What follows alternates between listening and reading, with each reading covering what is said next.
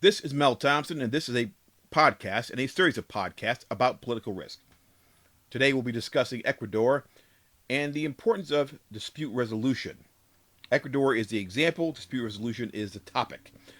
It is no secret that Ecuador has a very politicized judiciary, so much so that it is not even reliable in settling disputes between foreign nationals and the Ecuadorian government, not to mention disputes with Ecuadorian nationals and foreign nationals.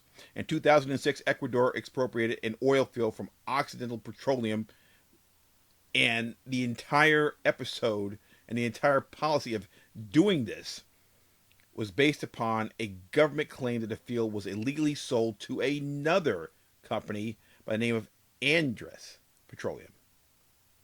Since that time, which is 2006, Occidental has been fighting the expropriation, but to no avail. When faced with political pressure, the Ecuadorian judicial system is not a reliable place to make a stand if you're a foreign direct investor or foreign company. It is well established that the rulings of the Ecuadorian judicial system are so inconsistent that they create the political risk of uncertainty even before you execute a commitment to invest or conduct business there. In other words, you're starting out losing, and it can only get worse if you cross paths in an adverse way with the government of Ecuador. You will not get redress from the courts, and I feel confident in saying this, mainly based upon the fact that the 2014 Rule of Law Index of the World Justice Project ranked the Ecuadorian judicial system 77 out of 99 when it came to just following the rule of law. Using the International Center for Settlement of Investment Disputes, also known as ICSID, is the best option when investing or conducting business in Ecuador. Occidental has learned this lesson the hard way. However, once the case was out of the courts and in the hands of the ICSID, Occidental was on a more level playing field. Recently, that level playing field paid off for Occidental, which was awarded $1 billion in compensation by the ICSID. Ecuador must now pay this amount, which is lower than the previous award by the ICSID of 1.77 billion. 1 billion is still substantial, but the difference between the two awards reflects a $4 million windfall for Occidental paid to it by Andes, the company that the oil field was sold to, which created this entire mess.